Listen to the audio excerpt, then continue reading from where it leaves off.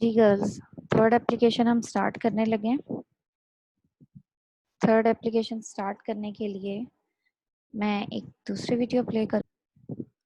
जी girls, third application करने लगे हैं हम electric intensity between two oppositely charged parallel plates. तो अब हमारे पास क्या सिचुएशन है? हमारे पास सिचुएशन है कि हमारे पास दो ऑपोजिटली चार्ज्ड पैरेलल प्लेट्स हैं। ठीक है, यानी कि दो प्लेट्स हैं, एक पे पॉजिटिव चार्ज होगा, एक पे नेगेटिव चार्ज डिस्ट्रीब्यूट हुआ होगा और वो दोनों एक दूसरे के पैरेलल रखी होंगी। ठीक है, आमने सामने रखी होंगी। उस सिचुएशन में इन प्लेट्स के बीच में हमने किसी पॉइंट पर इलेक्ट्रिक इंटेंसिटी कैलकुलेट करनी है। वीडियो प्ले करने लगी हूँ मैं, देखिएगा। Bismillahirrahmanirrahim. Today's topic is electric field intensity between the two oppositely charged parallel plates. हम इसे एक्सप्लेन करने के लिए दो oppositely charge parallel plate consider करते हैं, जिसमें एक के ऊपर पॉजिटिव चार्ज है और दूसरी के ऊपर नेगेटिव चार्ज है। जो चार्जेस हैं वो प्लेट्स की इनर साइड पे एग्जिस्ट करेंगे due to the attraction between positive and negative charge, और इलेक्ट्रिक फील्ड लाइंस जो है वो पॉजिटिव चार्ज से ओरिजिनेट होंगी और टर्मिनेट करेंगी नेगेटिव चार्ज के ऊपर। ये हमारे पास पॉजिटिव प्लेट है और ये नेगेटिव प्लेट है। हमने इन दोनों प्लेट्स की वजह से दोनों प्लेट्स के दरमियान रीजन के अंदर electric field intensity find out करनी है, और हमें पता है electric field intensity find out करने के लिए हम गॉसेस लॉ अप्लाई करते हैं, और गॉसेस लॉ अप्लाई करने की रिक्वायरमेंट थी कि हमें गॉसियन सरफेस कंसीडर करनी है जो वहां से पास करे, उस पॉइंट से पास करे जहां पे इलेक्ट्रिक फील्ड इंटेंसिटी की वैल्यू कैलकुलेट करनी है। तो मैं उसके लिए एक बॉक्स की होलो बॉक्स की फॉर्म में गॉसियन सरफेस कंसीडर कर लेता हूं, जिसकी टॉप साइड जो है वो अपर प्लेट के अंदर एग्जिस्ट करती है और बॉटम जो है वो इन बिटवीन दी प्लेट्स है जहां पे इलेक्ट्रिक फील्ड इंटेंसिटी की वैल्यू कैलकुलेट करनी है। जी, एक बॉक्स लिया है हमने। अब ये रेक्टेंगल नहीं है, ये बॉक्स है, ये 3 डायमेंशनल स्ट्रक्चर है। ठीक है, यानी कि एक टॉप है, एक बॉटम है, एक राइट साइड है, एक लेफ्ट साइड है, लेकिन इसके साथ साथ आपको एक फ्रंट साइड भी मिलेगी और एक बैक साइड भी मिलेगी, यानी कि टोटल 6 फेजेस हैं इसके। ठीक है, 6 फेस ऑब्जेक्ट है, ये बॉक्स है, रेक्टेंगल नहीं है। और इसको हमने ऐसे रखा है कि सारी चीजें कवर हो जाएं, यानी कि प्लेट के अंदर भी हो, इन बिटवीन द प्लेट भी हो, right. Surface charge density of the plates is sigma is equal to q over a, where q is either charge of one of the plate and a is the area of the plate. जी, मैंने अभी पीछे आपको बताया कि हमें जहाँ भी distribution नज़र आएगी चार्ज की, वहाँ हम सिंगल चार्ज की वैल्यू तो नहीं लेंगे, बल्कि हम यूनिट एरिया के अंदर देखेंगे कितना चार्ज मौजूद है, यानी कि चार्ज पर यूनिट एरिया, वो जो सरफेस चार्ज डेंसिटी।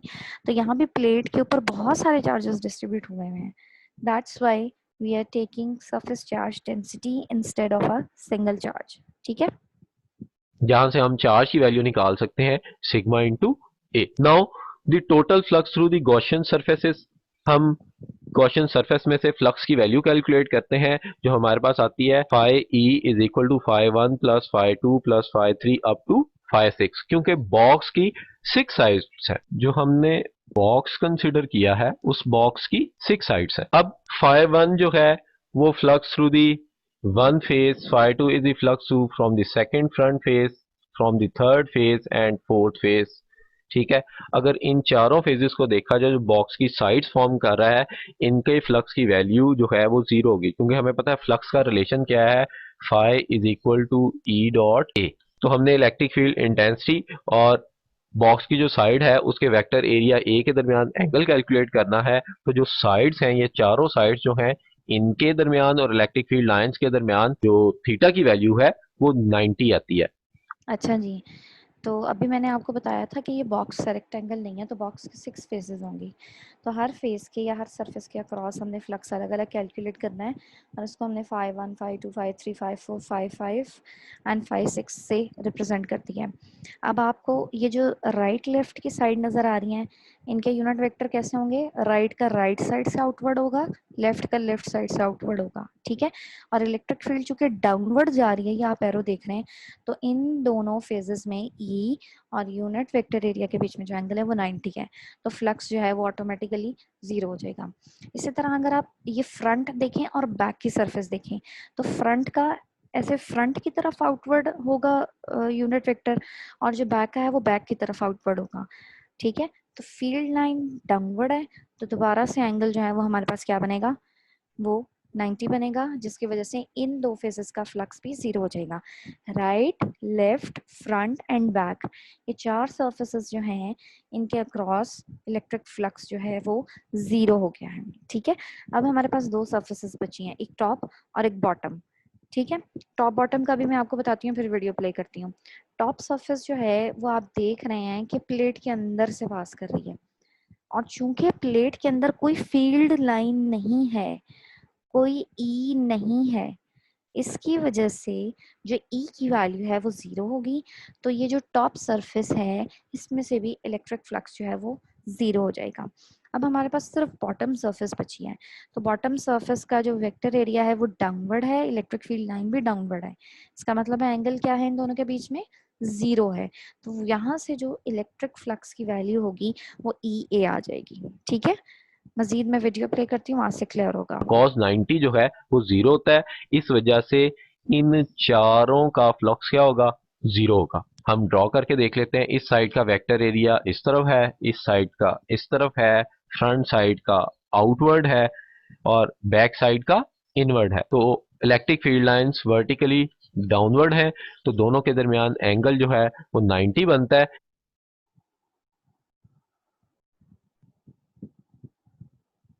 जिससे तमाम साइड्स का फ्लक्स क्या होगा, जीरो होगा।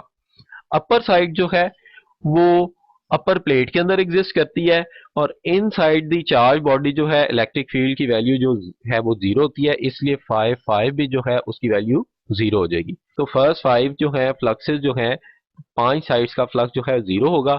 थर्ड साइड जो हमारे पास बॉटम साइड आती है, जो inside the plate between the plates exist करती है, वहां पे इलेक्ट्रिक फील्ड लाइन की डायरेक्शन और उसका वेक्टर एरिया वर्टिकली डाउनवर्ड है, दोनों एक दूसरे के पैरेलल है। तो थीटा की वैल्यू जो है जीरो होगी। इसकी वजह से फ्लक्स की contribution through the Gaussian surface जो है वो जस्ट बॉटम की वजह से होगी। अगर मैं कहूँ a is the area of the side, तो हमारे पास फ्लक्स की वैल्यू आ जाती है ई ए, जिसे मैं इक्वेशन 1 कह देता हूँ। अब हम अप्लाई करते हैं गॉसेस लॉ को। गॉसेस लॉ क्या कहता है, flux through the close surface is equal to 1/एप्सिलॉन naught time total charge enclose by the close surface. और हमारे केस के अंदर क्लोज सरफेस कितना चार्ज इनक्लोज करती है, 5 × a, where a is the area of the plate. Now by applying substituting the value, phi E is equal to sigma a divided by a, जिसे मैं equation 2 कह देता हूँ। अब हमारे पास फ्लक्स की दो वैल्यूज हैं, एक गॉसियन सरफेस में से और दूसरी गॉसेस लॉ अप्लाई करने से जो मिली, जो चार्ज गॉसियन सरफेस ने इंक्लोज किया था उसके लिहाज से। दोनों को कंपेयर करते हैं तो हमारे पास रिलेशन आ जाता है E a is equal to sigma a over epsilon naught. दोनों साइड पे ए सेम है तो ए कट जाएगा, तो इलेक्ट्रिक फील्ड की वैल्यू आ जाती है between the plates sigma over epsilon naught, where sigma is the surface charge density of the plates. ये रिलेशन शो करता है कि between the plate electric field intensity जो है वो यूनिफॉर्म है, क्योंकि यहाँ पे डिस्टेंस का कोई रिलेशन नहीं आ रहा कि अगर मैं पॉजिटिव चार्ज के करीब इलेक्ट्रिक फील्ड इंटेंसिटी कंसीडर करूं या उससे अवे नेगेटिव के करीब कंसीडर करूं तो इलेक्ट्रिक फील्ड चेंज होगी। यहाँ पे डिस्टेंस का कोई रिलेशन नहीं, इसलिए मैं कह सकता हूँ कि electric field intensity between two oppositely charge plates क्या है, यूनिफॉर्म है। और अगर इसे वेक्टर फॉर्म में लिखना चाहें तो हमारे पास रिलेशन आएगा। अच्छा, ये क्या बताया है इसमें आपको, जब आपने रिलेशन फाइंड कर लिया तो आया sigma over epsilon not. Sigma जो है वो चार्ज डेंसिटी है, ठीक है। इसमें कहीं भी ये जिक्र नहीं हुआ कि पॉजिटिव साइन की वजह से या नेगेटिव साइन की वजह से, ठीक है। तो आप जो भी प्लेट ले लें, पॉजिटिव ले लें, नेगेटिव ले लें, इसका कोई फ़र्क नहीं पड़ेगा, इलेक्ट्रिक फील्ड इंटेंसिटी की वैल्यू सेम आएगी। तो इसलिए हम कहते हैं कि इलेक्ट्रिक फील्ड इंटेंसिटी जो है वो यूनिफॉर्म है, ठीक है। अब हम वेक्टर फॉर्म लिखते हैं। E is equal to sigma over epsilon not into unit vector r, और यूनिट वेक्टर आर की डायरेक्शन होगी from positive to negative plate, क्योंकि इलेक्ट्रिक फील्ड लाइंस जो हैं वो पॉजिटिव से ओरिजिनेट हो रही हैं और नेगेटिव प्लेट में टर्मिनेट हो रही हैं। Thank you. जी, अब हमारा डिस्कशन टाइम है, आपके पास 2 मिनट हैं। मैं चैट ऑन कर रही हूँ, जिसको जो सवाल पूछना है वो हमसे पूछ सकता है। Thank you.